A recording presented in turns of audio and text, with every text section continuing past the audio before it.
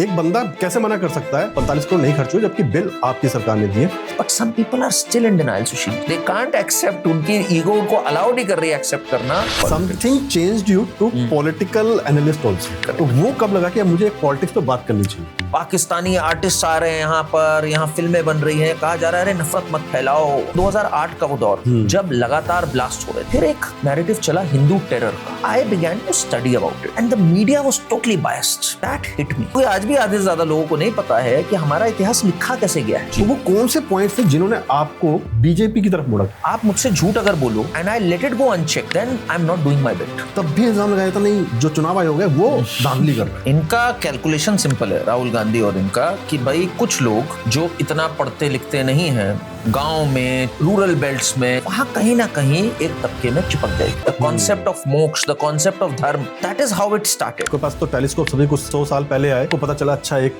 सन इस थ्योरी पे काम करता है कि हम लोग घूमते हैं। हमारे पास कब से है पंचांग का? 12 अवतार के दिखाया गया कि भैया पृथ्वी गोल थी, बाकी दुनिया चपटी मानती। दुख होता है जब मैं देखता हूँ कि ये सब चीजें कहीं खो गई। रिपीटेड इन्वेजन्स, कॉलोनाइजेशन और इस सब में।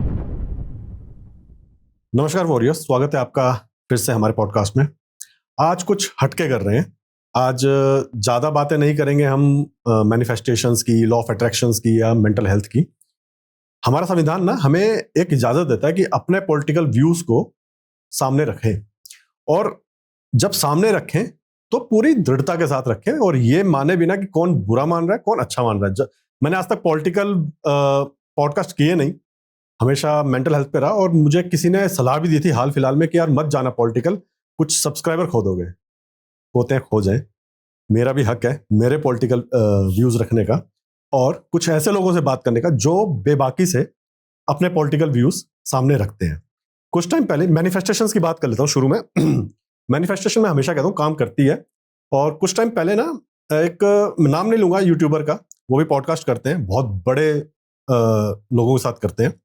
उन्होंने एक स्टेज शो पे एक छोटी सी बात कही थी कि यार मुझे किसी एक बहुत बड़े बिजनेसमैन ने कनेक्ट किया और मुझे कहा कि यार मुझे आपके साथ पॉडकास्ट करना है, और लेकिन उनकी टीम ने कहा कि क्वेश्चंस हम लिख के देंगे और आंसर जो है वो हम टेलीप्रॉम्प्टर पर पढ़ के सर बोलेंगे। और मुझे उसके लिए पैसे भी बहुत मिल रहे थे और मुझे मिलियंस में उनके व्यूज आते, लेकिन मैंने उन्हें मना कर दिया क्योंकि वो मेरी जो भावनाएं हैं और जिस तरह मैं पॉडकास्ट करता हूँ वो मेरा तरीका नहीं था। मुझे लगा यार बहुत अच्छा बंदा है, लेकिन विद इन अ मंथ ना उन्होंने एक पॉडकास्ट किया, और नाम ले रहा हूँ, केजरीवाल के साथ पॉडकास्ट किया। और उनकी इतनी हिम्मत नहीं हुई पूछने की कि जब एक क्वेश्चन उन्होंने पूछा कि भाई आप पे इल्जाम लगे कि आपने 45 करोड़ प्लस जो है अपने एक बंगले पे लगा दिए, तो उन्होंने कहा नहीं मैंने तो नहीं खर्चे। उनसे ये हिम्मत नहीं हुई कहने की कि कैसे नहीं खर्चे, बिल आपकी सरकार ने दिए हैं और आरटीआई का खुलासा है। तो वो बात सच थी जो स्टेज पे कही, या बाद वाली बात। और ऐसे इत्तेफाक भी उन्हीं के साथ होते हैं कि लंदन में चलते चलते उन्हें कोई एक भगोड़ा मिल जाए और वो टाइम भी दे दे, आओ 4 घंटे मेरे साथ बात करो, 4 घंटे का पॉडकास्ट करो, और उसमें वो धर्मात्मा वाली बात करे और कहे कि भाई मेरे पैसे तो सारे रिकवर हो गए, अभी भी मेरे पे क्यों केस है। तो ठीक है, वो उनको मुबारक हो। लेकिन हाँ, जैसे मैं कहता हूँ पॉलिटिकल व्यूज पे हमारी बातें होनी चाहिए। और उस पर आजकल एक चेहरा, उन दिनों ना मैं ये सोच रहा था कि केजरीवाल के उस पॉडकास्ट के बाद कि यार कोई तो बात करे इस चीज पे कि एक बंदा कैसे मना कर सकता है कि भाई नहीं 45 करोड़ नहीं खर्च हुए जबकि बिल आपकी सरकार ने दिए। उन दिनों एक चेहरा सामने आया, विद इन लाइक 2-3 वीक्स मैंने एक पॉडकास्ट देखा करण वर्मा जी का, और उन्होंने उस मुद्दे को उठाया और उस पर क्लैरिटी दी दिल्ली वालों को और देशवासियों को। तो करण वर्मा जी को आज हम मैनिफेस्ट करके ले आए हैं। क्या बात है।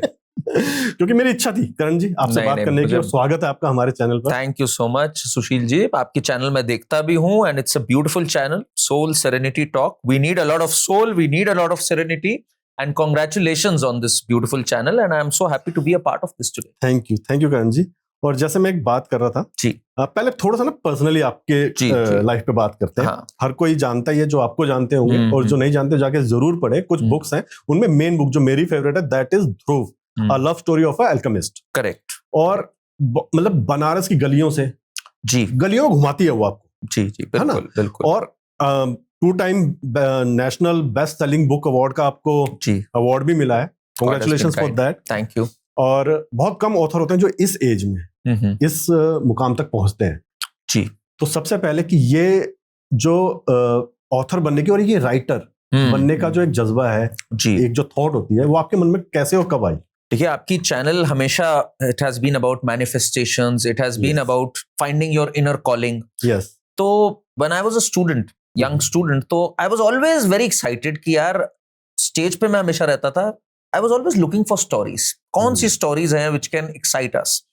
एंड साथ ही साथ जो हमारा कल्चर है, जो हमारा भारत का कल्चर है, जो कि कहीं खो गया हमारे एजुकेशन सिस्टम में, उसके बारे में मुझे बड़ी फैसिनेशन होती थी. अच्छा ये हमारे यहाँ है, the concept of moksha, the concept of dharma, जो एक्चुअली हमारी देन है to the civilisation, to the world. तो वहां से कहीं ना कहीं ये एक स्टोरी शुरू हुई थी ध्रुव की. ध्रुव से पहले मैंने एक किताब लिखी थी jack and master, which became a national best selling book. And उसमें it was about finding your inner calling. जैसे होता है ना कि are you a jack of all और are you a master of one. Because हम बहुत सारे काम करते हैं, आप पॉडकास्ट भी करते हैं, अलग अलग आपने भूमिकाएं करी, तो आपको मजा आता है अलग अलग भूमिका करने में जैक के तौर पे, या मास्टर ऑफ वन आप करना चाहते हैं. उस पे करी, वो बहुत हिट हुई स्टूडेंट्स में खास तौर से. It became a big success. उससे पहले आई was always on stage. I was thinking कि भाई कहानियां कैसे लोगों तक और ले जाया जा सकता है. आज पॉडकास्ट के जरिए भी जा रही है, टेलीविजन अपीयरेंसेस के थ्रू भी. तो वहां से ये चीज शुरू हुई. And pretty much like a manifestation, it kept manifesting in different forms. कभी on stage, कभी as a book, कभी on news channels, कभी as a podcast. So that is how it started. And Dhruv is also an inspiring story. तो जैसे हमें पता है ध्रुव तारा, which is the brightest star, right? तो एक मेरी thought थी that actually the darkest nights produce the brightest stars. जो सबसे मुश्किल, जो तपे तपाए जाते हैं, वही बाद में सोना बन के निकलता है. तो अल्केमी जो बात है ना, अल्केमिस्ट जो शब्द है वो एक्चुअली हमारी देन है दुनिया को. बिल्कुल. कहा जाता है कि हमारे जो पूर्वज थे, एक कहानी के तौर पे, एक उसके तौर पे एक फेबल है कि हमारे पूर्वजों को सिंपल लेड को गोल्ड में कन्वर्ट करना आता था. तो इसको अल्केमी कहते हैं. बिल्कुल. तो लोग कहते थे कि क्या हमारे पूर्वजों को वाकई ही ये ज्ञान था, या ये कोई जादू था, या क्या था.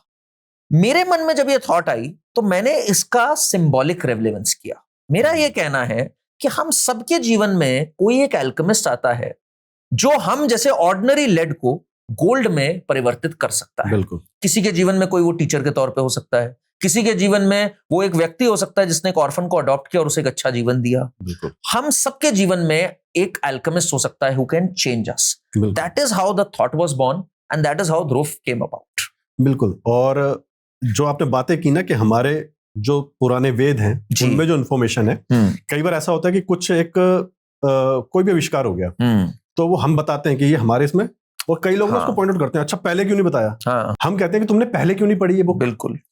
हमारे अब जैसे फॉर एन एग्जांपल मैं हाल फिलहाल में देख रहा था, ग्रेविटी के ऊपर बड़ी वो बहस छिड़ी हुई थी, लेकिन गुरुत्वाकर्षण तो हमारे वेदों में 5000 साल पहले से है. बिल्कुल. ये थ्योरी जो है फिजिक्स में, ये तो अभी आई है तकरीबन 400-500 साल पहले. अद्भुत चीज है. मैं आपको बताऊं, मैं मेलबर्न गया था, तो वहां मेलबर्न मेडिकल कॉलेज में बाहर मुझे सुश्रुत, महर्षि सुश्रुत की एक स्टैचू दिखी, और हमें नहीं पता उनके बारे में इतना. सुश्रुत संहिता अगर हम पढ़ें, उसमें उस जमाने में हजारों साल पहले क्या क्या सर्जिकल प्रोसीजर्स हो सकते हैं, कैटरैक्ट का कैसे सर्जरी हो सकती है, इसकी कैसे हो सकती है, उस जमाने में ये सब सर्जरीज की बात लिखी. हमारे मंदिर देख लीजिए ना, हम दूर क्यों जाए. बिल्कुल. बृहदेश्वर मंदिर जो है हमारा, कैन यू इमेजिन, इतने अर्थक्वेक सर्वाइव कर गया. 1000 AD के आसपास बना हुआ है. बिल्कुल. More than 1000 years old. उसमें प्लास्टर तक नहीं लगा है. People are, scientist are today wondering ये कैसे बना है. इंटरलॉकिंग सिस्टम से बना हुआ है. बिल्कुल. इतने वंडर्स है. कोणार्क सन टेम्पल देख लीजिए आप. तो वीव बीन अ लैंड जो बहुत एडवांस्ड है साइंटिफिकली, और हमारे सारे चिन्हों में वो दिखता रहा. बिल्कुल. आप अब अगर जाग रहे हैं, या आप अगर कुछ चीजें पता कर रहे हैं, दैट इज योर लुकआउट. बिल्कुल. आपके पास तो टेलीस्कोप सभी कुछ 100 साल पहले आए, तो आपको पता चला अच्छा एक सन इस थ्योरी पे काम करता है कि हम लोग घूमते हैं. हमारे पास कब से है पंचांग का. ये नासा तो 12 अवतार के सूंड पे दिखाया गया कि भैया पृथ्वी गोल थी, बाकी दुनिया चपटी मानती थी. हाँ, हमारे यहाँ भूगोल शब्द कब से है. भूगोल. क्लियर है बात. बिल्कुल. बिल्कुल. बिल्कुल. तो ये हम लोग की सिविलाइजेशन बहुत एडवांस थी, बट दुख होता है जब मैं देखता हूं कि ये सब चीजें कहीं खो गई.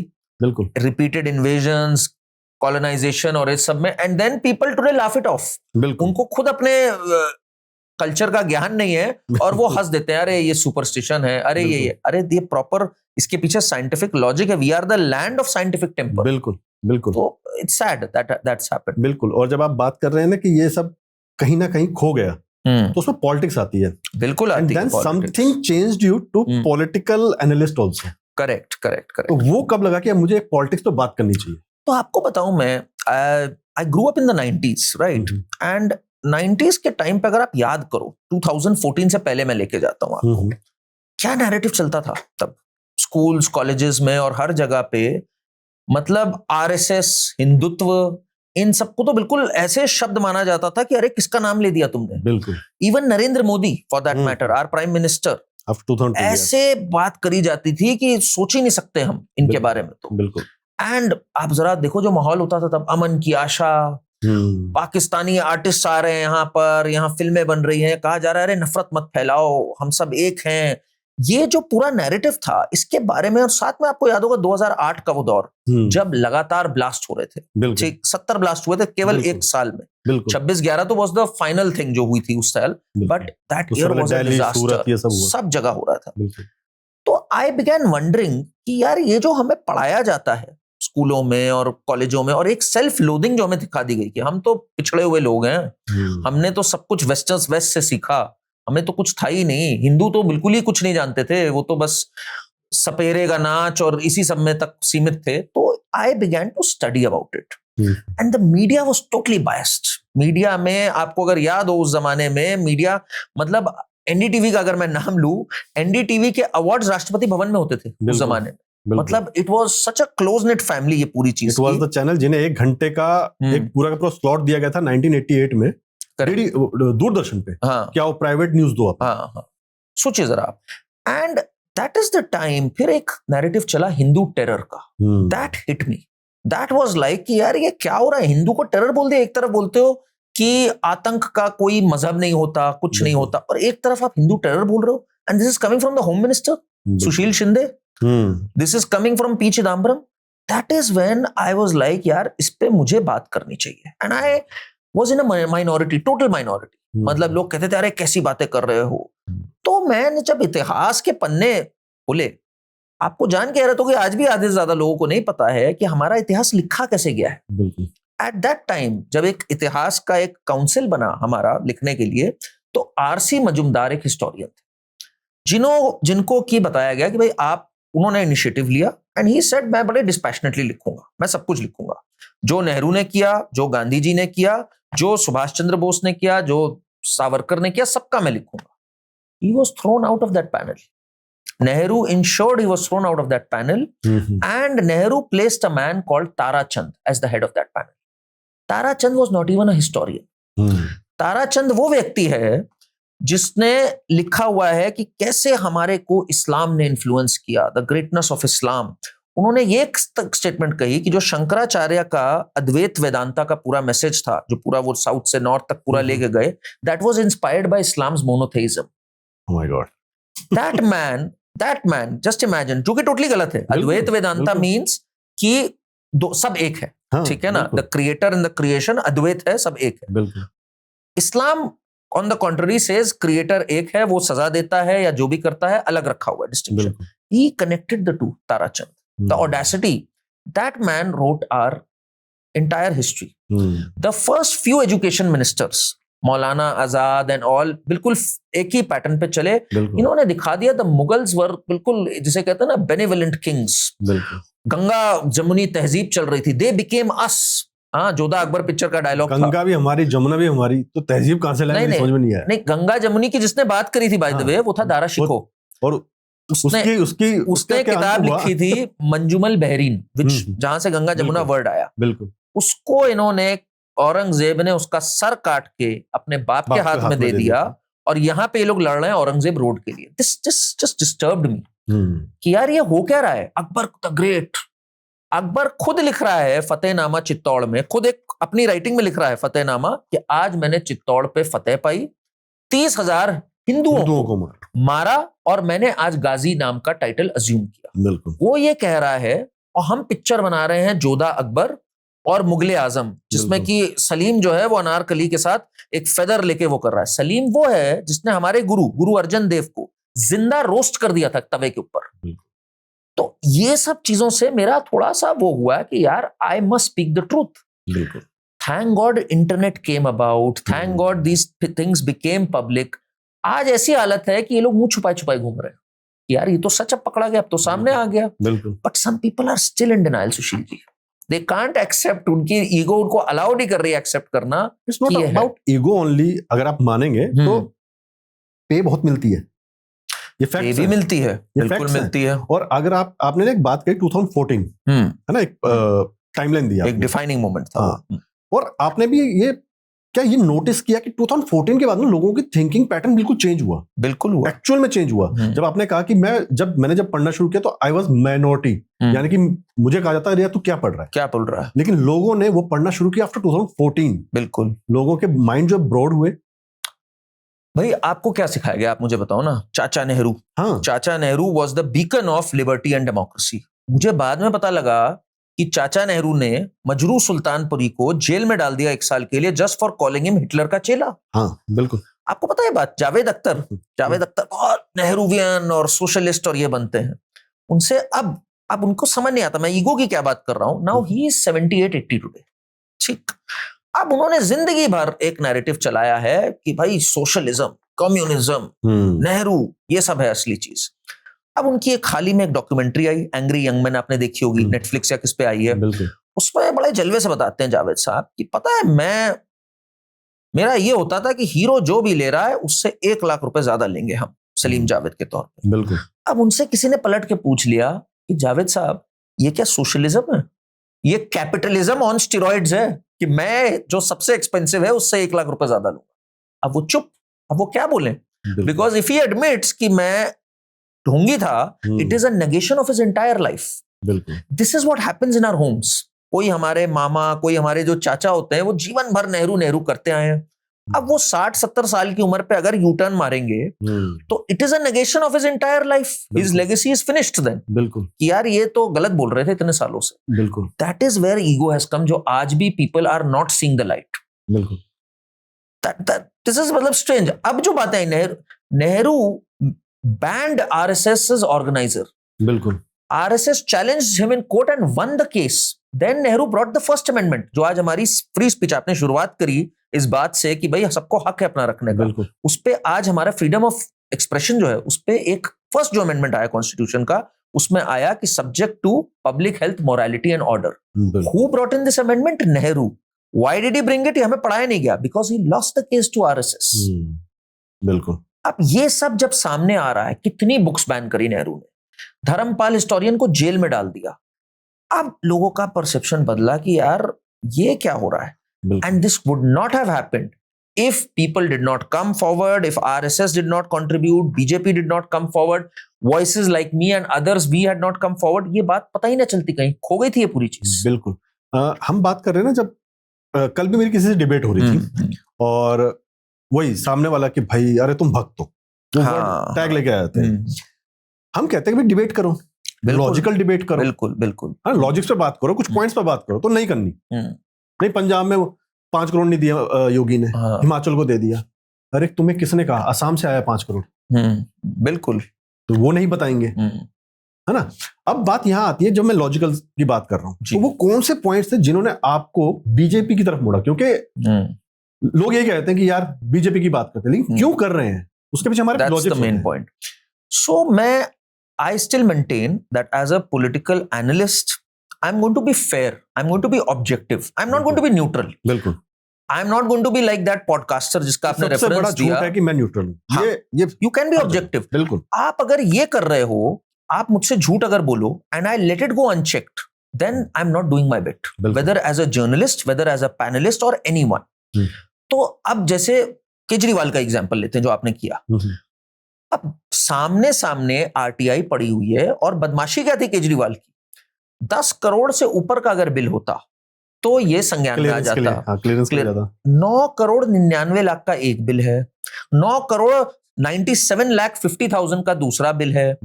इस चालाकी से पूरी चीज करी, पूरी चीज पकड़ी गई और आप चुप हो उसके ऊपर, आपने उसका जवाब सुनकर उसको क्रॉस क्वेश्चन नहीं किया. That is intellectual dishonesty. So I cannot be intellectually dishonest. Now I'll give you an example कि बीजेपी के आप भक्त हो कि नहीं. Today India is going to play Pakistan in this Asia cup. आप आज का मेरा ट्वीट पकड़िए, I have condemned the current government, why are you allowing this to happen, I have condemned BCCI. तो मैंने नहीं छोड़ा, मैं ऐसे में नहीं बख्शता जब वो गलत करेंगे, पर आप गलत चीजें तो लेकर आओ यार। बिल्कुल, अगर आप झूठ बोल रहे हो, फैक्चुअली इनकरेक्ट हो, I am going to side with the person who is factually correct. बिल्कुल, now you can call me bhakt, आप कुछ भी बोलो उस पे, भाई हम सच्चाई के तो भक्त हैं, बिल्कुल सच्चाई के भक्त हैं। हाँ, अगर ये कल को कुछ गलत करते हैं, I will be the first person to say ये गलत हुआ है। बिल्कुल, I am the first person to say why has the government not been able to send packing all the illegal immigrants in the country. मैं लगातार ये बात बोल रहा हूं। बिल्कुल। अब दुख की बात क्या है सुशील जी, कि जब मैं ये बोलता हूं, कांग्रेस नहीं मुझे सपोर्ट करती, क्योंकि कांग्रेस में लोग कहते हैं अरे रोहिंग्या का भी हक है। उनके गुलाम अहमद मीर, एक पॉलिटिशियन है झारखंड का, कांग्रेस इन चीफ, वो पिछले साल कहता है we will give gas cylinders to the illegal immigrants. अब इसमें एक पॉइंट है ना करण जी, शायद ये बीजेपी की अचीवमेंट कह लो या विपक्ष की बेवकूफी। अब देश की बात करो, जैसे आप कह रहे हैं कि इलीगल इमिग्रेंट्स बाहर जाने चाहिए, बिल्कुल देश की बात कर रहे हो। आप आर्मी के पक्ष की बात कर लो तो आपको भक्त कह देते यार ये तो बीजेपी सपोर्टर है। यानी बीजेपी ने अपनी इमेज वो बना ली है कि अगर आप देश की बात कर रहे हो तो आप बीजेपी सपोर्टर हो, आप पे एक थप्पा लगेगा। तो यहां कहीं ना कहीं विपक्ष को सोचना चाहिए कि यार कोई देश की बात करे तो वो ये क्यों नहीं कहता नहीं यार ये कांग्रेस वाला बंदा है। विपक्ष इज वेरी वेरी क्लियर, उनकी सारी पोजीशंस आर एंटी इंडिया, जो करना है कर लो। बिल्कुल, उन्हें सिर्फ सत्ता चाहिए, उनको सिर्फ सत्ता चाहिए, और उन्होंने जो उनके पूरे पिछले 50-60 साल के गुनाह थे, उनका सबका भांडा फूट गया है। बिल्कुल, अब वो उससे हट नहीं सकते, क्योंकि उनको एक वोट बैंक सेट करना है। सिंपल सी बात, सोचो ना जरा आप, इलीगल के लिए कौन गैस सिलेंडर बोलता है? बिल्कुल। मैं बीजेपी को घेर रहा था कि आपने क्यों नहीं इलीगल को भेजा, भाई सरकार में आप हो पिछले 10 साल से, इधर ये लेके आ गए कि हम तो इनको गैस सिलेंडर भी देंगे। मैं बीजेपी को घेरना चाहता हूं इस बात पे कि ये जो पीएसयूज हैं, इनमें आप इतना पैसा डाल रहे हो, so many are still ineffective. आप तो कहते थे government has no business to be in business, बिल्कुल, पर ये क्या कह रहे हैं? ये कह रहे सरकारी नौकरी और दो। मैं तो देना चाहता हूं इनका साथ, ये किसी मुद्दे पे तो खड़े हो लॉजिक और ट्रूथ के साथ, खड़े ही नहीं होते ये लोग। बिल्कुल। अब इस पे ना एक आजकल की बात करें, एक चीज बड़ी चल रही है और ये हर चुनाव से पहले एक मुद्दा उठा लिया जाता है जी, कोई ना कोई, और लॉन्चिंग जरूरी है मुद्दे उठा लिया। आजकल चल रहा है वोट चोरी, बहुत मजेदार है वो, है ना। जबकि जो डेटा दिया, एक सबसे बड़ी चीज होती है, अगर मुझे किसी के खिलाफ कंप्लेंट करनी तो मैं भाई थाने जाऊंगा, एक एफआईआर दूंगा, कंप्लेंट, यानी जो भी उसका कोरस्पॉन्डिंग जो भी डिपार्टमेंट है, मैं वहां जाके एक मतलब कि फॉर्मली कंप्लेंट दूंगा। एक इंसान ने आके बहुत बड़े बड़े इल्जाम लगा दिए, बिल्कुल अपनी ही स्टेट जहां वो जीते वहां के इल्जाम लगा दिए। हाँ, और उसके बाद चुनाव आयोग ने कहा लिखित दे दीजिए रिपोर्ट विद ओथ। ओथ मतलब ये होगा कि हाँ मैं इसको जस्टिफाई करता हूँ कि हाँ जी भाई मैंने दिया ये। अब उस पर इंक्वायरी होगी, अगर इंक्वायरी होगी तो लीगली होगी, अगर गलत आप पाए गए तो आपके खिलाफ एक्शन हो सकता है। लेकिन वो किया नहीं इन्होंने, लेकिन शोर फिर भी रोज मच रहा है। अब कल तो कमाल का शोर मचाया इन्होंने, आपने पता नहीं देखा कि नहीं, अभी वाइस प्रेसिडेंट का जो सीक्रेट बैलेट वाला हुआ, उसमें तो भाई ईवीएम भी नहीं है, सीक्रेट बैलेट में डालना है। बिल्कुल, उसमें भी क्रॉस वोटिंग हो गई, मतलब इन्हीं के 15 लोगों ने वोट नहीं दिया। बिल्कुल, उस पर भी बोल दिया राहुल गांधी ने वोट चोरी हुई है। मतलब सर पकड़ लिया मैंने कि यार अब इस पे भी वो कह रहा है वोट चोरी हुई है। बिल्कुल। तो अब क्या बताया जाए ऐसे व्यक्ति का? भाई देखिए, अब इसमें ना एक बड़ी दिलचस्प चीज है, जब हम जिन व्यक्ति की आप बात कर रहे हैं उनके बारे में, कल मैं एक था कांग्रेस सपोर्टर के साथ, डिबेट चल रही थी हमारी, उसने बड़ा अच्छा फंसाया। देखिए तर्क में लोग भी मास्टर हैं। उसने कहा एक बात बताओ, आप तय कर लो पहले, आप कभी उसको पप्पू बोलते हो, कभी कहते हो वो इतना शातिर है कि वो हमारे में भ्रम फैला रहा है, देश को ये करना चाह रहा है, आप तय करो क्या वो पप्पू है या वो शातिर है। यार इसने फंसाया बढ़ गया है देखो। तो इसका एक ही ने वहां जवाब दिया कि देखो जब वो खुद की बुद्धि से चलते हैं तो वो पप्पू होते हैं, जब उनको लिखी लिखाई स्क्रिप्ट मिलती है तो वो शातिर हो जाते हैं। तो ये ऐसे विचित्र प्राणी है। बिल्कुल। अब इनका मैं कैसे साथ दूं ये बताओ आप जरा। एक तो आपने बात कही लिखित में नहीं देते, इन्होंने महाराष्ट्र में कहा कि अच्छा पिछले असेंबली लोकसभा और असेंबली के बीच पहले कहते हैं 1 करोड़ वोटर ऐड हो गए, फिर कहते हैं 70 लाख वोटर ऐड हो गए 2 दिन पे, फिर कहते हैं 39 लाख ऐड हुए, 39 लाख फाइनली सही आंकड़ा है। उसके बाद अब प्रूव हो गया कि भैया हर बार का नेचुरल फिनोमेना है ऐड होने के बाद, तो ये फिर भी जाके कह रहे हैं 1 करोड़ होता है। तो his modus operandi is accept nothing, deny everything, एकदम डिनाइल कर दो और खूब खूब मट्टी उछालो, बिल्कुल कुछ ना कुछ तो चिपक ही जाएगा। And it's very dangerous also, it's very very dangerous जब आप कह दो कि चुनाव सब फर्जी हैं, सब कुछ झूठ है, सुप्रीम कोर्ट भी कुछ नहीं है, तो फिर हम कर क्या रहे हैं? दैट इज कंप्लीट बिल्कुल। लॉलेसनेस। बिल्कुल एंड ये वही टेक्स्ट बुक लॉलेसनेस है जो हम देख रहे हैं पड़ोस के सारे देशों, बिल्कुल whether it was Bangladesh, Sri Lanka, Nepal. Nepal India is not like these countries, of course, एक बिल्कुल। वाइब्रेंट डेमोक्रेसी है यहाँ पर, चुनाव दोनों पक्ष जीतते हारते हैं, सब कुछ है, बिल्कुल but it is very very dangerous बिल्कुल। What the opposition has tried to do in this country. जब आपने बात करी ना कि हमारी जो ऑर्गेनाइजेशंस है ना, उन पे सीधा सीधा अटैक कर दिया जाता है। जी। अब सीधी सी बात आती है 2014 में जब इनकी गवर्नमेंट, तब भी ईवीएम से ही चुनाव हुए और इंडिया बीजेपी जो है वो जीतती है 372 सीटें, सॉरी 272 सीटें, 282 बीजेपी 272 के आसपास उनका वो बन गया था।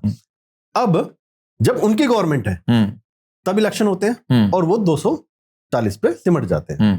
तब भी इल्जाम लगाया था नहीं, जो चुनाव आयोग है वो धांधली कर रहा है। तो इन तर्कों को मैं कुतर्क हूं, इन कुतर्कों को कैसे जस्टिफाई किया जाए?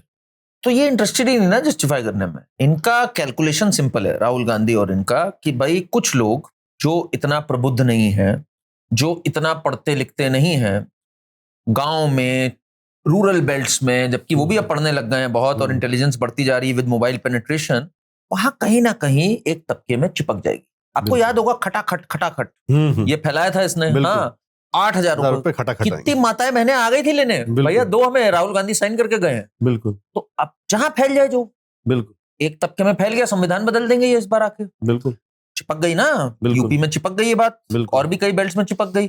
तो इनका कैलकुलेशन ये है कि यार झूठ बोलो और बाद में माफी मांग लेंगे कोर्ट में जाके। कौन देख रहा है? कोर्ट में कितनी बार माफी मांगी राहुल गांधी ने, चौकीदार चोर है पे माफी मांगी, आर्मी हमारी पिट गई ये बात बोल दी, तो 2000 किलोमीटर ले गया है चाइना, सुप्रीम कोर्ट ने कह दिया an Indian can not speak like this. So this is Rahul Gandhi for you, they will lie, shoot and scoot. ये एक बहुत अनफॉर्चुनेट चीज है। इसीलिए मेरा ये मानना है ना, जितने दूर तक अवेयरनेस जाएगी उतना ये लोग ये करना बंद करेंगे, नथिंग एल्स विल स्टॉप। और जब आप कह रहे हैं कितनी दूर तक अवेयरनेस जाएगी, एक हमारा दोस्त है वो ना हंसी हंसी में कई बार बात करता है, कहता है यार ये पता है अंबानी के पीछे क्यों पड़ा है? हमने क्यों पड़ा है? कहता उसने जियो ना घर घर तक पहुंचा दिया, घर घर में सच सामने आ जाता है, 2 मिनट में सच आ जाता है कि भाई, और ये फैक्ट भी है। मतलब मैं कभी इमेजिन नहीं कर सकता था कि मेरे दादा दादी जो हैं वो वाला मोबाइल यूज करेंगे, क्योंकि वो पहले वाला जो आते थे तो कहते थे बस बता दे कॉल उठती है और किससे है, तो हम बताते थे कि हरे बटन से उठती है, लाल से कट जाती है। अब वो लोग फेसबुक पे हमें रिक्वेस्ट भेज रहे हैं। एग्जैक्टली। तो वो जो एक मतलब कि सोसाइटी में एक बूम आया ना इंटरनेट की वजह से कि भाई इंफॉर्मेशन अब लेनी है। डिजिटल क्रांति जो आई है उसने कांग्रेस का हालत खराब कर दी। बिल्कुल। और कांग्रेस का ना कई बार यार सोचे हम लोग, है ना करण जी, कि जब हम बात कर रहे थे डिजिटाइजेशन की, और जब आपको पता होगा पेटीएम वगैरह आए, उससे जस्ट पहले हम बात कर रहे थे कि जी कैश बंद करना है, मोदी जी ने एक भाषण दिया, तो हमारा एक एक्स फाइनेंस मिनिस्टर वो आके लोकसभा वहां पे कह रहा है संसद में कि आप कैसे कर दोगे, चिदम्बरम बोल रहे थे, वो कैसे कर दोगे, क्या घर उन सबके पास वो होंगे, क्या नाम है, कार्ड वाली मशीन होंगी, किसी को 7 रुपए देने और कार्ड से लोगे। मतलब वो लोग कभी इतना ब्रॉड सोच ही नहीं पाए कि यार यूपीआई जैसी चीज भी बनाई जा सकती है, क्योंकि टेक्नोलॉजी उस टाइम नई तो थी नहीं, टेक्नोलॉजी तो बहुत पुरानी है। ये तो कहते हैं कि जी हमारे राजीव गांधी जी लेके आए, हाँ राजीव गांधी लेके आए थे वो कंधे पे उठा के ठीक है, तो एप्पल माइक्रोसॉफ्ट सब यही इन्होंने खोली है। बिल्कुल। तो वो टेक्नोलॉजी लेके आए, लेकिन उन्होंने कभी उसका यूज किया ही नहीं। फॉर एन एग्जांपल, छोटा सा एग्जांपल दे रहा हूँ, आधार कांग्रेस लेके आई, लेकिन उसका इन्होंने कभी यूज ही नहीं किया कि आधार को हर चीज से लिंक करो, इवन ताकि एक मैं इस पे आपको थोड़ा अच्छे से बताता हूँ जरा इस पे। तो कांग्रेस वाले हमेशा ये बात कहते हैं, ये हम लेकर आए थे, ये हम लेके आए थे, पर ये इनको अंदर कभी भी कोई विजन रहा ही नहीं। बिल्कुल। आधार की आपने बात करी, आधार ये लेके आए, ठीक, नंदन नीलकेनी भी आए प्रोजेक्ट में, ये सब आए।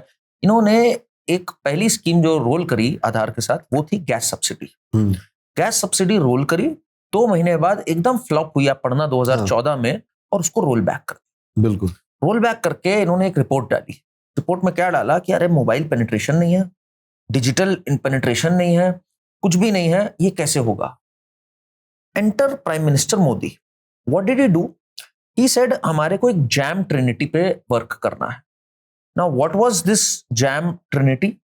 इट वाज कि Aadhaar mobile and bank accounts, इन connect तीनों करेंगे। को हमने कनेक्ट करना है। बिल्कुल। वो जो जन आधार, वो क्या था आपका, जन बैंक वाली जो जनधन योजना। जनधन योजना, जनधन योजना करी, करोड़ों बैंक अकाउंट्स खोले।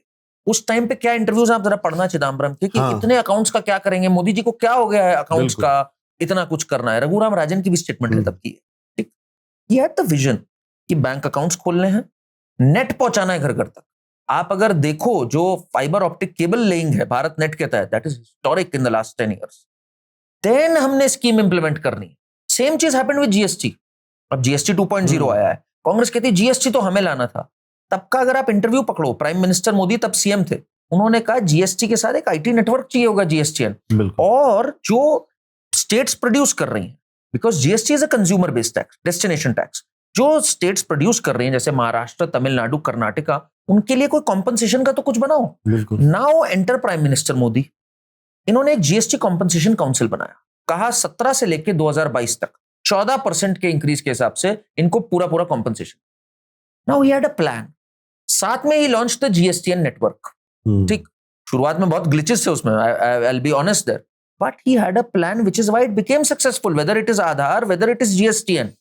तो ये जिनका आपने नाम लिया उनकी आप जरा स्टेटमेंट पढ़िएगा, और मैं चाहता हूं आपके दर्शक जरा पढ़ें। When India became nuclear, Pokhran जब हुआ, सोचिए क्या होता आज अगर हम न्यूक्लियर ना होते, ऑपरेशन सिंदूर होके हटा है। इमेजिन अगर आज हम न्यूक्लियर ना होते, हम कहां होते, जरा ये सोचिए आप जरा। He passed the statement कि I can't believe we've turned nuclear.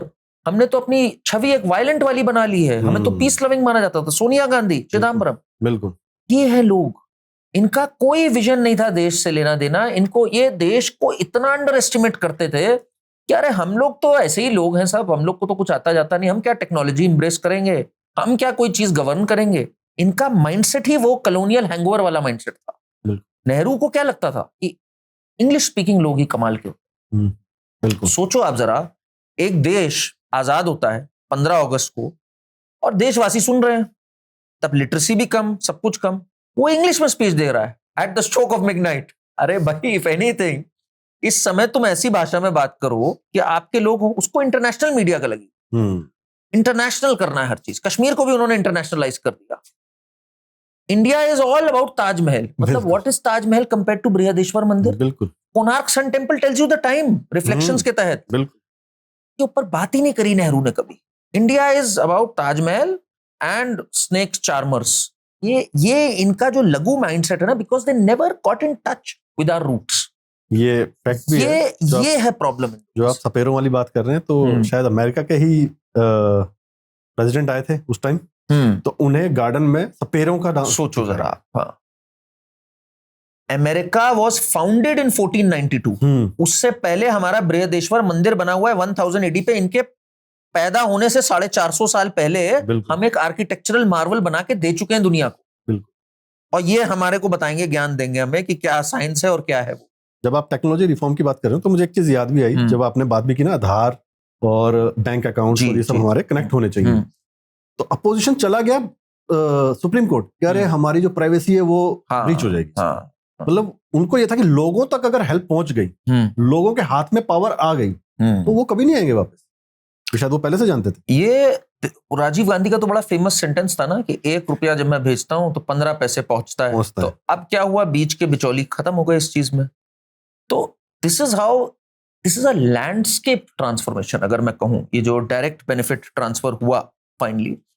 And इसमें भी देखो, मैं अभी भी कहता हूं, it is not that everything BJP is doing is 100% correct. There are so many places जहां बीजेपी से भी मुझे शिकायत है, पर ऑपोजिशन मेरा साथ ही नहीं देती है। फार्म लॉज है, देखिए अभी पंजाब में फार्मर्स आर स्ट्रगलिंग राइट। आज अगर इनकी प्राइवेट प्लेयर से पार्टनरशिप होती, इनकी और अलग अलग ढंग से सहूलियत होती, आज इनके क्रॉप्स के ऊपर, मैं पढ़ रहा था, फील्ड्स के ऊपर सिल्ट जमा हुआ है। बिल्कुल, उसके लिए मॉडर्न मशीनरी की जरूरत है। They don't have that. वो उनकी जिम्मेदारी होती है, मॉडर्नाइजेशन होती है एग्रीकल्चर में। आज हमारा एग्रीकल्चर स्ट्रक्चर अभी तक लिबरलाइज ही नहीं किया है। हमारे देश की अधिकतर पॉपुलेशन जो काम करती है वो अभी भी बहुत ही पिछड़े ढंग से चल रहा है। इमेजिन करिए जरा, इसमें अगर रिफॉर्म्स आ जाते हैं, हम कहां जा सकते हैं। It could have been the 1991 moment of liberalisation for the farm sector. और कुछ स्टेट्स जिन्होंने ऑलमोस्ट लागू कर दिया है, अगर लोग वहां जाके देखें, बिल्कुल, तो वो काफी अच्छा काम भी कर रहे हैं। एंड द वर्स्ट, अभी राहुल गांधी क्या कहते हैं, आप लोग डायरेक्टली प्राइवेट से क्यों नहीं डील करते हो? आप लोग कॉन्ट्रैक्ट अरे एयरपोर्ट में जाके बेचो। अरे डैमेड यही था फार्म लॉज। बिल्कुल। और कांग्रेस ने 2019 के अपने मैनिफेस्टो में ये बातें कही है। बिल्कुल। एंड दे अपोज और सड़कों पे उतर आए और आग लगाने की बातें कर दी। रेड फोर्ट पे क्या हुआ था 26 जनवरी 2021 को? What did they want? Did they want to do a Nepal here? That is the big question. That is what they wanted. अगर मैं वहीं वापस लेके जाऊं, मैंने एक बीच में बात कही थी और आपने भी कही ईगो वाली, और मैंने कहा था वहां पे पैसा। जिस दिन ये फॉर्म लॉज आए उस दिन टिकैत ने थैंक यू की एक ट्वीट किया हुआ है। अच्छा। थैंक्स टू द गवर्नमेंट की उन्होंने हमारी बातें मानी, ये हम काफी टाइम से मांग रहे थे और ये फलानी जो रिकमेंडेशंस थी उनको इन्होंने मान लिया। विद इन 2 days वो पलट गए, वो ट्वीट भी डिलीट हो गया और वो अगेंस्ट हो गए। तो यहाँ पैसा बहुत काम करता है। बिल्कुल करता है, पैसा भी काम करता है।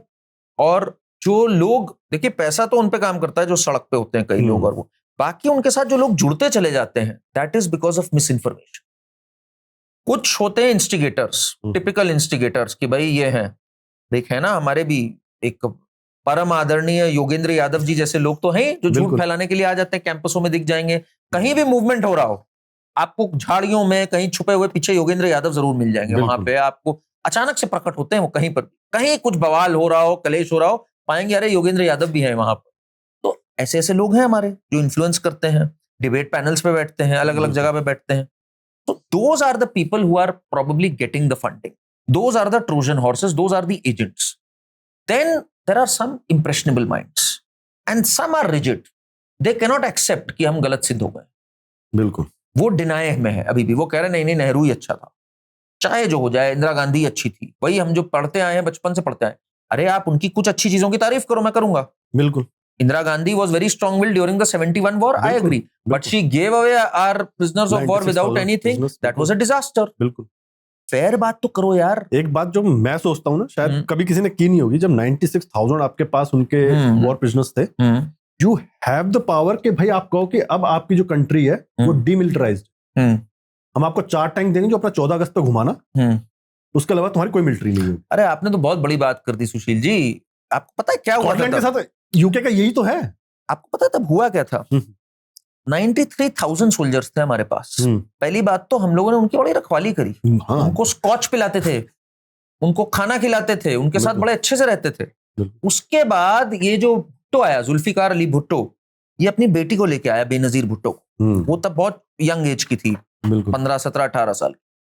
उसने, लोग कहते हैं, सैम मानेकशॉ के वर्ड्स हैं, Bhutto made a fool out of Indira Gandhi. Indira Gandhi did not even ask for our 54 prisoners of war जो वहां पे थे, उनको मरने दिया इंदिरा गांधी ने। पूरे 93,000 वापस दिए। और लोग कहते हैं कि पता नहीं क्या किया था जुल्फिकार अली भुट्टो ने, बेनजीर भुट्टो को भी छोड़ रखा था। She got very close with Indira Gandhi. What happened? Indira Gandhi completely surrendered. Indira Gandhi ने सेट पूरा स्टेटस को है। जुल्फिकार अली भुट्टो ने बड़ी मासूम सी शक्ल बना के कहा, मैडम मैं तो नया नया आया हूं, I will, this is starting a new chapter in.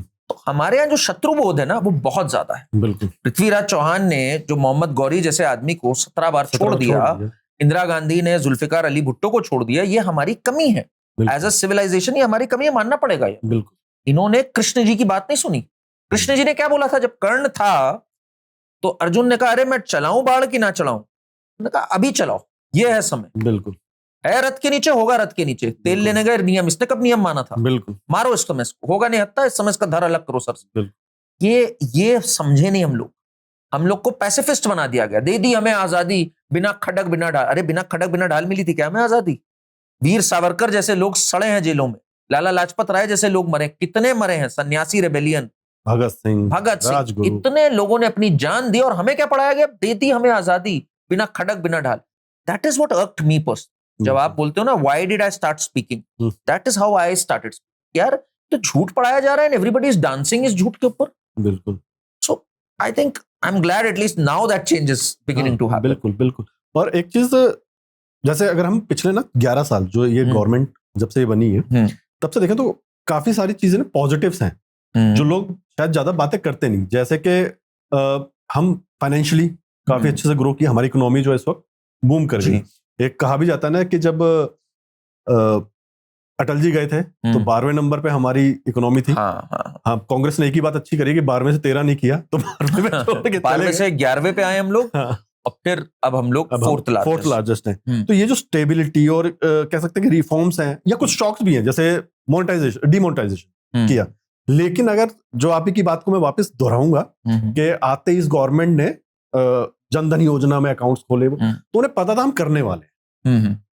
आने के वो 3 साल बाद हुआ, लेकिन 3 साल तैयारियों में गए, जहां तक मुझे लगता है कि जनधन तो आते ही खोल दिया था, लेकिन वो तैयारी थी मुझे लगता है डिमोनेटाइजेशन की, क्योंकि अकाउंट्स नहीं खुलेंगे तो लोगों को पैसा रिसीव कहां से होगा। पेटीएम इंट्रोड्यूस हुआ जस्ट कुछ ही महीने पहले डिमोनेटाइजेशन से। देन एक बड़ी अच्छी चीज थी कि इन्होंने धमकी देना भी शुरू किया था कि ब्लैक मनी अगर आपके पास है तो अभी दे दो, इतना % कटेगा। देन कुछ महीने बाद अब दे दो, इतना % कटेगा। देन 50-50 पे है। और मुझे जेटली जी का वो भाषण भी याद है कि सितंबर 30 तक आप दे दीजिए, बता दीजिए ब्लैक मनी 50-50 पे डील होगी, उसके बाद हमें मत कहिएगा। तो वो तो हर चीज प्लानिंग के साथ चल रहे थे। और उससे पहले मैंने कई योजनाएं इनके टाइम पे भी देखी हैं जो कभी प्लानिंग के साथ आई नहीं। आपको इसका एक बेसिक उदाहरण देते हैं, हम लोग ये सब छोड़ देते हैं, मैं आपकी जनता से भी आज चाहता हूं एक बिल्कुल बेसिक हार्ट टू हार्ट एक बात करते हैं। हमारे देश में करीब करीब 15 से 17 करोड़ रूरल हाउस होल्ड्स, 15 से 17 करोड़ है जिसमें लोग रहते हैं। मतलब ओवर द इयर्स वो 12 करोड़ से बढ़ के 17 करोड़ हुआ, उससे पहले उससे भी कम था। 17 करोड़ हाउस होल्ड्स में सुशील जी 2014 to 19 तक मैं कहूंगा ये हालत थी कि इन 17 करोड़ घरों में केवल 3 करोड़ में टॉयलेट है। बाकी 14 करोड़ घरानों ने, मैं करोड़ों लोगों की बात कर रहा हूं, घर में कितने लोग हैं आप छोड़ो, उन्होंने टॉयलेट नहीं देखा अपने घर में। That was a basic need. उन्होंने गैस कनेक्शन नहीं देखा, 2 या 3 करोड़ के बाद गैस कनेक्शन था बस। उन्होंने टैप वाटर नहीं देखा। 18,000 परिवार ऐसे थे जिन्होंने बिजली नहीं देखी। 18,000 तो गांव थे जिसमें बिजली पहुंची नहीं, खंबा पहुंचा ही नहीं। मैं बात कर रहा हूं घरानों की। 17 करोड़ में से 2-3 करोड़ के पास केवल टैप वाटर, टॉयलेट और गैस कनेक्शन। इस सरकार ने इस चीज को बढ़ा करके आज ऑलमोस्ट पूरा कर पे ले आई है। 10-12 करोड़ टॉयलेट खोले हैं, 10-12 करोड़ घरों में, 10-12 करोड़ में गैस कनेक्शन और 10-12 करोड़ में जल, नल से जल। इमेजिन करो how life changing this is for a person. ये मैं और आप नहीं समझ सकते यहां बैठ के, जिसके घर में नलका नहीं था, जिसमें एक को जाना पड़ता था। एंड इससे जब हम सेकेंडरी बेनिफिट्स देखते हैं जो आते हैं, मैटरनिटी डेथ्स रेट गिर गया, बिल्कुल, इन्फेंट डेथ रेट गिर गया, डेथ्स ड्यू टू कॉलरा वो ठीक हो गई। एंड सॉरी टू ब्रिंग, लेकिन हरियाणा में रेशियो सुधर गया।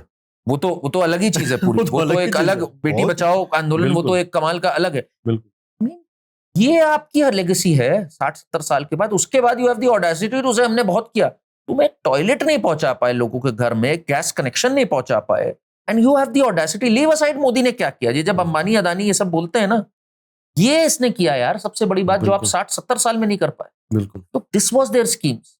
पैसा खा गए, किया नहीं, जो भी किया। रूरल सेक्टर गरीबों को तो आपने बिल्कुल ही छोड़ दिया था, और बिजनेस फ्रेंडली भी नहीं थे आप। मतलब आप थे क्या, मेरे नहीं समझ में आता। ना बिजनेस फ्रेंडली हो और नाम दे रहे हो हिंदू रेट ऑफ ग्रोथ। बिल्कुल, ना आपने हमारा कल्चर प्रिजर्व किया, राम काल्पनिक है, रामायण कुछ नहीं होता है, और ना आपने रूरल के लिए किया। आप कर क्या रहे थे 65-70 साल, और आपने नहीं किया। चलो अब कुछ पॉजिटिव बोल दो यार, अब come up with a road map. Now today ये गवर्नमेंट कहां कहां है कांग्रेस की, मैं एग्जांपल बता रहा हूं आपको। कर्नाटका में है, हिमाचल में है। कर्नाटका की वो हालत कर दी है इन लोगों ने, इन्फ्लेशन हालत खराब। ये हालत है कि अर्नस्ट एंड यंग और ये सब कह रहे हैं कि एसेट्स को बेचते हैं ताकि कर्जा का हम पैसा रेस कर सकते। हिमाचल में सैलरीज नहीं दे पा रहे हैं अपने स्टाफ। हिमाचल का तो मैं खुद हूं, आप खुद हो। मैं तो जानता हूं, वहां पे तो कई गांव ऐसे हैं, वो कहते हैं अगर अब यहाँ पे अगर हमारा एमएलए आ गया तो जाएगा नहीं वापस। सोचो जरा, ये हालत है, ये फैक्ट है। यही अच्छा कर लेते यार आप। बिल्कुल, आप हिमाचल में अच्छा काम करते। बिल्कुल, रीइलेक्ट होके आते हैं। एक जगह ये रीइलेक्ट नहीं होते हैं। मैंने एक चीज पढ़ी 2023 के जब चुनाव चल रहा था राजस्थान का, आपके दर्शक भी पढ़े, स्टंड हो गया था।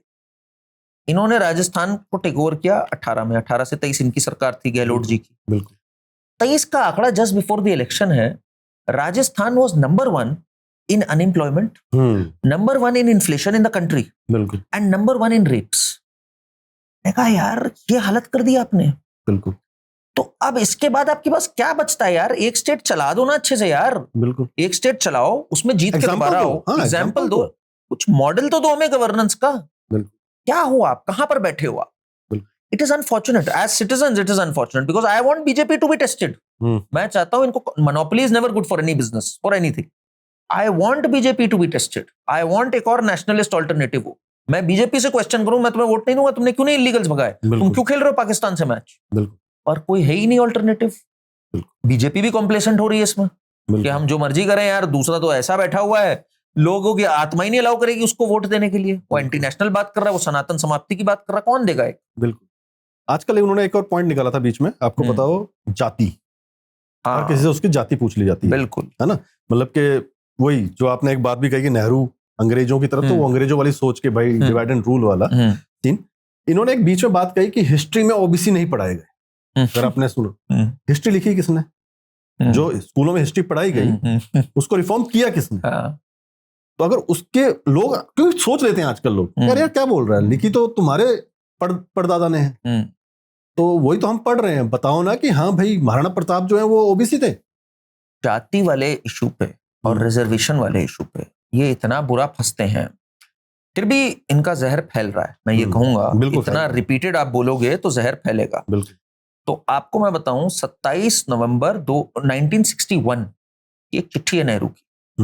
नेहरू ने एक चिट्ठी लिखी है सारे चीफ मिनिस्टर्स को अपने, कि ये reservation leads to second grade citizens. His words. Nehru was against reservation, clear on paper. एक काका केलकर कमेटी थी, उसकी रिपोर्ट भी नहीं आने दिया था. नेहरू वाज लाइक यार ये रिजर्वेशन हटाओ. बहुत अच्छी बात सोच रहे थे वो अपने हिसाब से, but he was against reservation. Then ये जो मंडल कमिशन की रिपोर्ट थी, जस्टिस मंडल ने दी थी, उसको 10 साल तक इंदिरा गांधी ने नहीं किया. इंदिरा गांधी का नारा था ना जात पर ना पात पे मोहर लगाओ हाथ पे. Rajiv Gandhi on the floor of the parliament, I think in 1990, he said कि ये खत्म कर देगा मेरे देश को, ओबीसी रिजर्वेशन खत्म कर देगा, मैंने नहीं मांगनी मंडल कमीशन और ये वो. अब पासे पलट गए. अब पासे ऐसे पलटे हैं कि बीजेपी कह रही है देखो हमारे सपोर्ट वाली गवर्नमेंट ने मंडल कमीशन किया. पहले वो डर रहे थे वीपी सिंह वाली जो. बिल्कुल. और ये जो है ये अब बात कर रहे हैं इतना कि जितनी आबादी उतना हक. इन्होंने तो अपोज किया, चाहे राजीव गांधी हो, चाहे इंदिरा गांधी हो, चाहे नेहरू हो. तो they are a confuse lot. इससे पता लग जाता है the whole aim is, and this is very dangerous again, कि जाति पे हिंदू समाज को बांटो, मुस्लिम समाज में मत बात करो जाति है, जबकि उसमें पसमंदा भी है, सब कुछ है उसमें भी. हाँ, वहां पे बात मत करो. खुल के बात करता है शहजाद भाई. हाँ, बहुत खुल के बात. तो उसको कंसोलिडेट करके वोट बैंक पकड़ो, इनको बांट दो, दो जातियों को अपने साथ रखो, जैसे एमवाई फैक्टर होता था अखिलेश का, और जीत जाओ आराम से. हिंदू तो ऐसे ही हैं, हिंदू को क्या पता है, उनको कुछ भी कह दो. तो the tolerance of Hindus and the lack of awareness amongst Hindus, वो एक बहुत बड़ा हमारा वीक पॉइंट बना है अनफॉर्चुनेटली. वर्ड चला भी इंटॉलरेंस बीच में, अगर आपने टॉलरेंस वर्ड यूज किया, शायद हिंदू थोड़ा बोलना सीखा, बोलने का सेंस कि वो आंसर देना शुरू कर दिया उसने. पहले वो नहीं देता था, और ये फैक्ट है. और ये हमने खैर पर्सनली भी देखा है. हमें पहले इतना नहीं पता, क्योंकि मेरी पूरी फैमिली डिफेंस की है. मैं डिफेंस एरिया में रहा हूं, तो वहां पे ये चीजें होती ही नहीं थी, सही बताऊं, क्योंकि डिफेंस के स्कूल से पढ़े, अंदर हमारे यहाँ सिक्योरिटी इतनी थी कि हमारे लिए खेलने के लिए किसी के भी घर जा रहे हैं. लेकिन जब मैं बाहर निकला कॉलेज टाइम पे, तो मैंने देखा कि यार हिंदुओं को बहुत ना निम्न स्तर का माना जाता है एक तरह से. ये फैक्ट है. ये जो आप 2014 से पहले की बात करें, मैं 2002 में जब कॉलेज में आया, तो ये चीजें मैंने देखी, मतलब एक्सपीरियंस की. पर हमने भी शुरुआत में इतना नहीं बोले. आफ्टर 2008 हाँ हिंदू बोलना शुरू हुआ, लेकिन उतना नहीं जितना 2013 से बोलना शुरू हो गया था एक्चुअल में. वो कह लीजिए कि भाई मोदी वाला जो फैक्टर आना शुरू हुआ, तो मोदी के भाषण लोगों ने सुनने शुरू किए. उन्होंने देखिए तो लॉजिकल बात कर रहे हैं, ये कहीं पे इलॉजिकल बात तो कर ही नहीं रहे हैं. देन आरएसएस के खिलाफ जब मूवमेंट चला 2008 का, उन्होंने तो बिल्कुल बता दिया कि कोशिश थी कि ये आरएसएस ने ही करवाया है मुंबई हमला. If not for Tukaram Omble, इन्होंने छाप दिया था हिंदू टेररिज्म से हुआ है अजमल कसाब. मैं तो कहता हूं तुकाराम जी का ना मंदिर बनना चाहिए. He is like a God for us, जिन्होंने अपनी जान दी और हिंदुओं की का सम्मान बचाया एक तरह से. सही बात. तो उनका तो एक मंदिर बन जाना चाहिए. और जो भी लोग वहां आसपास रहते हैं उनकी फैमिलीज को जाके यार एक बार मिला जरूर कीजिए. ना हो सके तो 26 नवंबर को जरूर मिला कीजिए, लेकिन उनसे मिलिए जरूर. और जाते थे एक चीज पूछना चाहूंगा करण जी, नेक्स्ट 5 years में आप इंडिया को कहां देखते? It's a very good question. मैं पहले इस चीज का आपका जवाब दूंगा, जो आपकी पूरी चेन ऑफ थॉट्स थी कि हिंदू कैसे रहा. हिंदू को यह हमेशा बता दिया गया कि हम जो हैं, हमारे पे लोगों ने आके रूल किया है, हम एक हारी हुई सिविलाइजेशन है, जबकि किसी ने ये नहीं सोचा कि द फैक्ट कि इजिप्शियन सिविलाइजेशन खत्म हो गई, मेसोपोटामियन खत्म हो गई, हम क्यों नहीं खत्म हुए? हम क्या हार हार के यहां तक पहुंचे? 17 बार हारा था ना मोहम्मद गोरी पृथ्वीराज चौहान से। उन 16 बैटल्स की बात करी जाती है, बैटल ऑफ तराइन की बस बात करी जाती है। बिल्कुल। हमारी जीत की मतलब आपको मैं बताऊं, मुझे बड़े जानकर हैरत हुई, एक मार्तंड वर्मा, एक बैटल थी हमारी, डच बैटल थी साउथ में, I am forgetting the year, and वो कहा यह जाता है that was the single greatest victory against the Dutch company at that time. कहा यह जाता है first ever I think navy war, exactly navy लड़ी। कहा यह जाता है कि अगर वो वॉर डच जीत गए होते, we would have all been speaking Dutch, right? And Martand Varma defeated it, that is the battle of Colachel. Now I remember the name. Battle of Colachel के बारे में कितने लोगों को पता है, कितना हमें पढ़ाया गया? एक सिस्टमैटिक ढंग से आप सोचिए, हमें अपनी भाषा नहीं पता भाई, हिंदी संस्कृत नहीं पता, हमने अपने वेद पढ़ नहीं सकते, हम संस्कृत से इस बुरी तरह कट गए। तो जो लोग अपने पूरी रूट से कट गए हों, जिनके temples are taken over by the government, I am very disappointed with BJP कि अभी भी हमारे टेम्पल्स क्यों नहीं फ्री हुए। मॉस्क्स नहीं है फ्री, मॉस्क्स उनके लोग गवर्न करते हैं, चर्च उनके करते हैं, गुरुद्वारा उनके करते हैं, टेम्पल्स पे सरकार बैठी हुई। हमारे पास ना अपने वेद पाठशाला है, ना हमारे ग्रंथ डिजिटाइज हो रहे हैं, ना हमारे गौशाला है, ना हम अपनी भाषा से जुड़े हुए हैं। कैसे हो सकता था ये? होना ही था ना पतन हमारा। बिल्कुल। तो ये इसमें जो लोग लड़े हैं, जैसे आरएसएस लड़ती रही, जब उनको लोग मजाक उड़ाते थे, अरे ये संघी हैं, अरे ये हाफ पैंट वाले हैं, ये देश में आग लगाने आए हैं, वो लड़ाई लड़ी है इन्होंने। नेमलेस फेसलेस लोग मर के चले गए, सिर्फ लांछन सुने उन्होंने। वो जो लड़ाई है ना, अब इसका गौरवगान स्टार्ट हुआ है। 100 सेलिब्रेशन ईयर सेलिब्रेशन है आरएसएस का। People have now started talking about these people, अरे ये लोग थे जिन्होंने ये सब किया है। सच आ रहा है अब सामने। तो ये सच आना is very very important, and in the next 5 years I think it is going to be the victory of truth in that sense. And हमारे अंदर एक सिविलाइजेशनल अर्ज आना बहुत जरूरी है। हम इसमें नहीं जी सकते जी, अगर मैं कहूं कि हम इतनी बड़ी सिविलाइजेशन थे, आज हम नहीं है इतने सिविलाइज्ड। आज बेसिक सिविक सेंस हम में लैकिंग है, लेट्स एडमिट इट। जो आज कूड़ा कचरा हम करते हैं, जो आज हमारे लोग हैं, we need to learn. At the end of the day मेरा एक मानना है, we get the government we deserve. अगर हमारा एक कॉन्ट्रैक्टर सड़क नहीं साफ कर रहा है, हमारे बीच से है ना वो कॉन्ट्रैक्टर। हमारे लोग अगर कचरा फेंक रहे हैं, वो हमारे लोग हैं। हमारे लोग अगर आपस में लड़ रहे हैं, दैट इज आवर पीपल। तो in the next 5 years we should learn from our civilisation. सिर्फ जय श्री राम और हरे कृष्णा बोलना ही नहीं, उनसे सीखना भी है हमें। बोलना तो है ही पुरजोर तरीके से, साथ में हमें सीखना है what did Ram ji stand for, what did Krishna ji stand for. Krishna ji never said कि forgive your enemy, Krishna ji said खत्म करो वहां पर जो है चीज। राम जी ऑल्सो सेड भय बिन होए ना प्रीत, हमें अपना भय भी। तो आई फील कि in the next 5 years India should come across as this strong nation which wants peace but wants it through strength. हमें स्ट्रांग होना है। आत्मनिर्भर भारत एक बहुत जरूरी चीज है। आज हमारी डिफेंस मैन्युफैक्चरिंग बड़ी और आप जो वर्ल्ड अफेयर्स इस समय देख रहे हैं, ऐसे में if we are not strong, if we don't have unity inside, if we are not a civilisational state, others will try to harm us, whether it is US, whether it is China. अब वो दिन चले गए जब हमें ये curiosity से देखते थे। Now they see it as a competition, whether it be for manufacturing, whether it be for our defence capability. तो we have to be strong and we have to consolidate in the next 5 years। तो thank you Karan ji, हमें time देने के लिए, बिल्कुल, और खुलकर बात करने के लिए जी। कुछ लोगों ने मुझे कहा था कि यार इतना खुल के बात करोगे तो कुछ सब्सक्राइबर चले जाएंगे, जाते रहे। नहीं, मेरा ये मानना है इनके सब्सक्राइबर बढ़ेंगे, बिकॉज इनकी it is all about soul and serenity.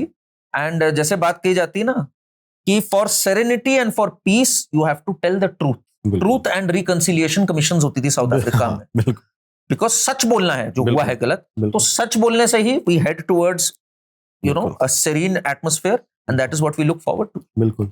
और थैंक यू करण जी। और दर्शकों से भी जाते जाते कहना चाहूंगा कि जैसा करण जी ने भी कहा ना कि अगर आप स्ट्रांग खड़े हो तो आप कुछ भी अचीव कर सकते हो। ये गवर्नमेंट स्ट्रांगली अपने पॉइंट्स पे खड़ी है, इसलिए ट्रंप को भी ना 1 महीने के अंदर ये कहना पड़ गया कि Modi is my good friend और हम बातचीत से सुलझा लेंगे। तो इन्हीं शब्दों के साथ थैंक यू।